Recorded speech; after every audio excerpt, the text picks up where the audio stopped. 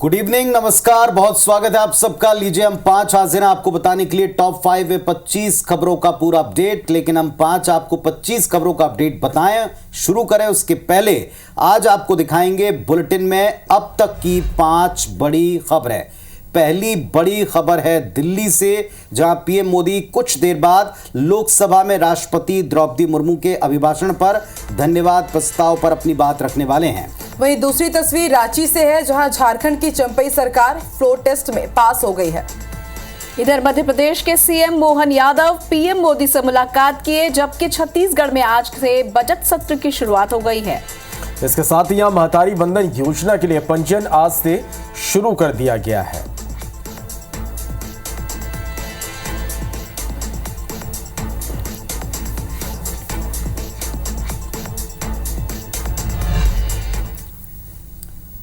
और चलिए अब इन सभी खबरों को हम जरा एक एक करके विस्तार से आप तक पहुंचा दें। प्रधानमंत्री नरेंद्र मोदी आज लोकसभा में अब से कुछ ही देर बाद राष्ट्रपति के अभिभाषण पर धन्यवाद प्रस्ताव पर अपनी बात रखेंगे। शाम करीब 5 बजे का वक्त लोकसभा में तय है। दरअसल राष्ट्रपति द्रौपदी मुर्मू ने 31 जनवरी को बजट सत्र के पहले दिन सदन के दोनों सदनों की संयुक्त बैठक को संबोधित करते हुए अपनी बात रखी थी। अभिभाषण के साथ उन्होंने सरकार की उपलब्धियों को गिनाया था। भाजपा ने 3 लाइन का व्हिप जारी कर अपने सभी सांसदों से सदन में मौजूद रहने के लिए कहा है।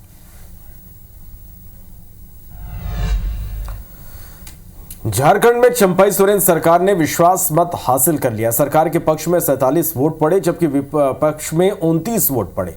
चर्चा के लिए 1 घंटे 10 मिनट का समय निर्धारित किया गया था और इसी के साथ चंपई सोरेन सरकार बचाने में कामयाब हो गए। इस दौरान पूर्व मुख्यमंत्री हेमंत सोरेन भी विधानसभा में मौजूद रहे। वह इस समय ईडी की हिरासत में है और केंद्रीय एजेंसी उनको लेकर विधानसभा पहुंची थी।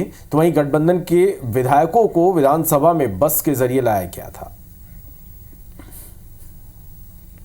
फिर घूमेगा और फिर हम आपके सामने उपस्थित होंगे और इतनी मजबूती के साथ उपस्थित होंगे कि फिर जो षड्यंत्र कर रहे हैं वो षड्यंत्र आपके धरे के धरे रहे और इस देश के और अपने राज्य के आदिवासी दलित पिछड़ों के लिए जो संघर्ष करना होगा वो करते रहेंगे। सही मात्रा में, भारी मात्रा में जीतेंगे। 47 विधायकों ने विश्वास मत का समर्थन किया है। ऑपरेशन कीचड़ विफल हुआ है। बीजेपी के प्रयास पहले हेमंत सोरेन जी को गिरफ्तार करना, बाद में चंपई सोरेन को शपथ ग्रहण करने में 2 दिन की देरी, फिर एकदम आप विधानसभा में वोट मांगो। वो मांग जो बिहार में 12 फरवरी तक दिया गया है, ये सब विफल हुए हैं। कि आज दिन हम लोग सकारात्मक सोच के साथ झारखंड का और हेमंत बाबू का सोच हम लोग काम करके ये झारखंड को जो पिछड़ा सूची में जो नीचे दर्ज है उसको ऊपर उठाएंगे। देश के अंदर में एक अच्छा प्रदेश को निर्माण करेंगे। महोदय, इन्हीं बातों के साथ अपना विचार समाप्त करते हैं। धन्यवाद। माननीय संसदीय मंत्री। माननीय अध्यक्ष महोदय, इस प्रस्ताव पर मत विभाजन किया जाए। इस प्रस्ताव पर विनिश्चय माननीय सदस्यों के अपने स्थान पर खड़े होकर मत विभाजन के माध्यम से होगा। दिल्ली में पीएम मोदी से मध्य प्रदेश के मुख्यमंत्री डॉक्टर मोहन यादव ने मुलाकात की। इस दौरान 11 फरवरी को झाबुआ में आयोजित होने वाले जनजातीय सम्मेलन में शामिल होने का निमंत्रण भी दिया है। साथ ही दोनों के बीच प्रदेश के महत्वपूर्ण मुद्दों पर चर्चा हुई है।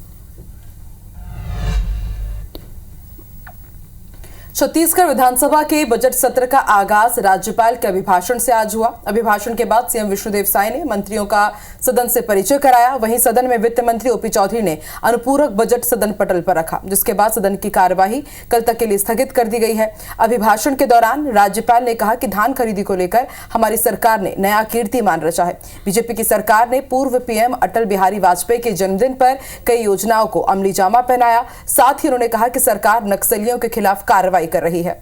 नक्सल प्रभावित क्षेत्र में लोगों का विश्वास जीतने में लगातार सरकार प्रयासरत है। संस्कृतियों को संरक्षित कर पर्यटन को बढ़ावा दिया जा रहा है। सामाजिक सद्भाव बढ़ाने के लिए हर मोर्चे पर काम हो रहा है। राजिम कुंभ का नाम राष्ट्रीय के साथ वैश्विक स्तर पर हो रहा है।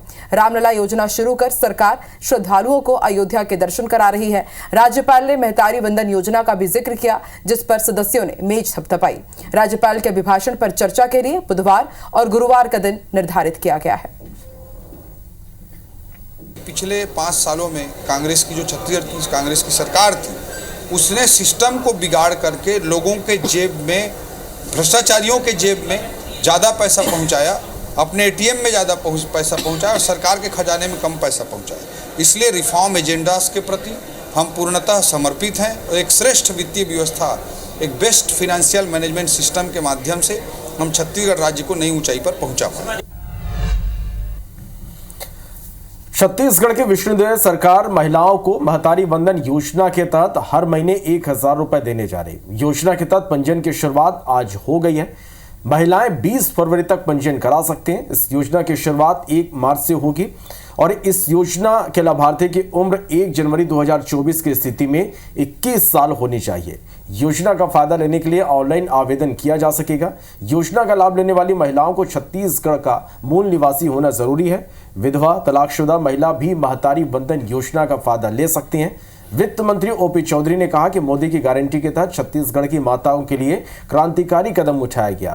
माताओं के हाथ में पैसा जाने से महिला सशक्त होंगी। ये क्रांतिकारी योजना साबित होगी। महतारी वंदन योजना को लागू करने का कैबिनेट में भी निर्णय ले लिया है और इसके तहत हमारे छत्तीसगढ़ की माताओं बहनों को प्रत्येक वर्ष 12,000 रुपये प्रदान किए जाएंगे। इससे निश्चित रूप से महिला सशक्तिकरण भी होगा, माताएं बहनें अपने इच्छानुसार खर्च कर पाएंगी और इससे परिवार का भी पूरा एक विकास होगा। मध्य प्रदेश में आज से 10वीं बोर्ड परीक्षा का आगाज हो गया है। 10वीं बोर्ड की परीक्षा 28 फरवरी तक चलेगी। करीब 10 लाख छात्र छात्राएं बोर्ड परीक्षा में शामिल हुए। पहले दिन हिंदी का पेपर हुआ। परीक्षा के दौरान पेपर लीक और नकल रोकने के लिए कई बदलाव किए गए हैं। साइबर सेल की टीम परीक्षा केंद्रों पर तैनात की गई है। बोर्ड परीक्षा के दौरान पेपर की गोपनीयता भंग करने पर जुर्माना लगेगा। साथ ही ऐसा करने पर 10 साल की सजा और 10 लाख रुपए के जुर्माने का प्रावधान है। सीएम डॉक्टर मोहन यादव ने बोर्ड परीक्षा के लिए छात्र छात्राओं को शुभकामनाएं दी हैं।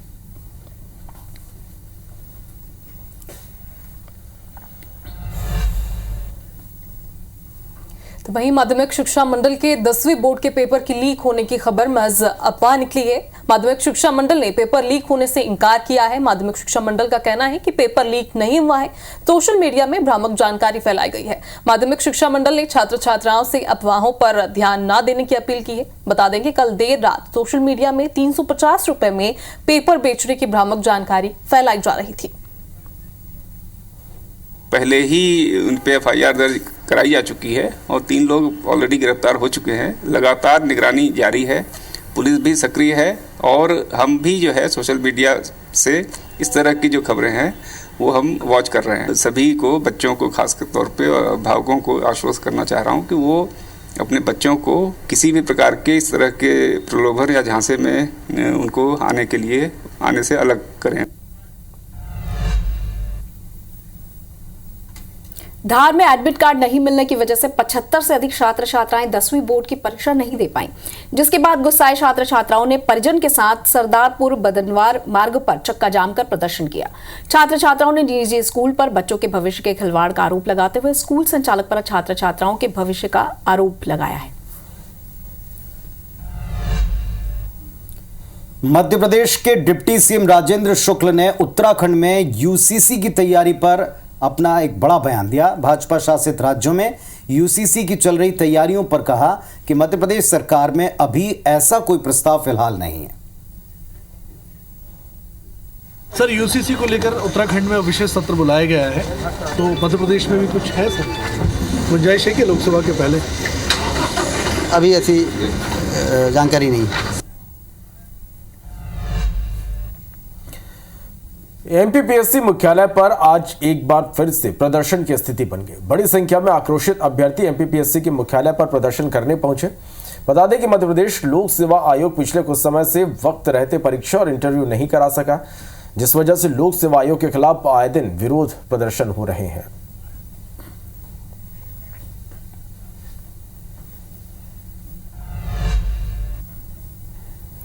छत्तीसगढ़ बीजेपी ने लोकसभा चुनाव के लिए पर्यवेक्षक नियुक्त कर दिए हैं। कोरबा के लिए पुन्नूलाल मोहले, भूपेंद्र सवन्नी, सौरभ सिंह पर्यवेक्षक नियुक्त किए गए हैं। वहीं मधुसूदन यादव, निरंजन सिन्हा, रजनीश सिंह बस्तर के पर्यवेक्षक नियुक्त किए गए हैं, जबकि धर्मलाल कौशिक, भैयालाल राजवाड़े, चंपा देवी पावले सरगुजा के पर्यवेक्षक बनाए गए हैं।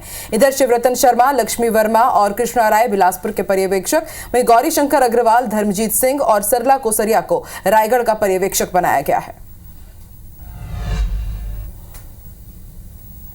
रायपुर में आज कांग्रेस विधायक दल की बैठक होगी। शाम 7 बजे नेता प्रतिपक्ष के बंगले में मीटिंग होगी। इस दौरान बजट सत्र को लेकर रणनीति तैयार की जाएगी।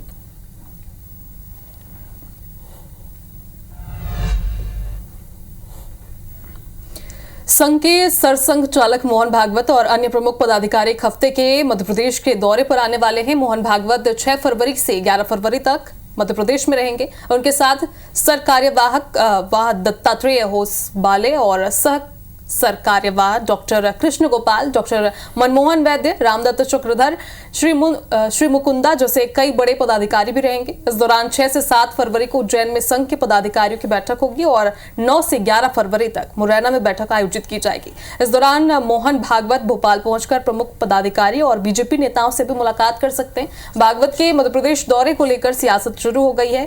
कांग्रेस ने बीजेपी पर तीखा हमला भी बोला है, जिस पर बीजेपी ने भी पलटवार किया।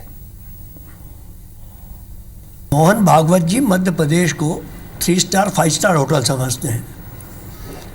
आराम के बहाने आते हैं और भाजपा के लिए काम करते हैं। अरबों रुपयों की पूरी देश में पिछले 10 वर्षों में संघ की संपत्ति बनी है। उनका ऑडिट कौन करता है? कांग्रेस पार्टी आरोप लगा रही है कि राष्ट्रवाद और राष्ट्र चेतना से उनका कोई लेना देना नहीं है। हमेशा उनका चेहरा जो रहा है वो राष्ट्र विरोधी रहा है। यदि देश में कभी भी बढ़ने की बात आती है या देश में कभी विकास की बात आती है तो कांग्रेस के पेट में दर्द जरूर होता है।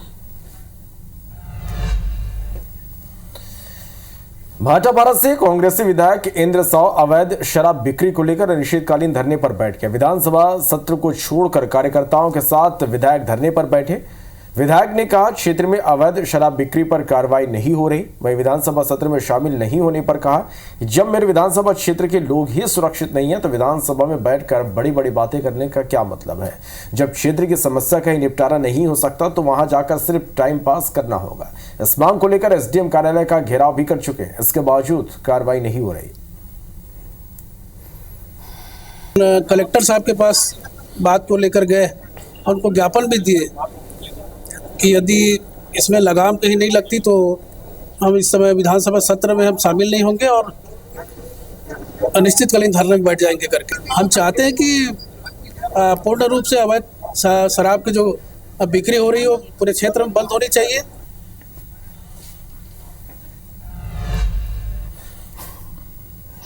और इस वक्त आपको एक बड़ी खबर बता दें, मध्य प्रदेश की ग्वालियर से चुनाव को लेकर बीजेपी की बैठक का अपडेट मिला है। क्षेत्रीय संगठन मंत्री भूपेंद्र सिंह की अगुवाई में ये बैठक शुरू हो चुकी है।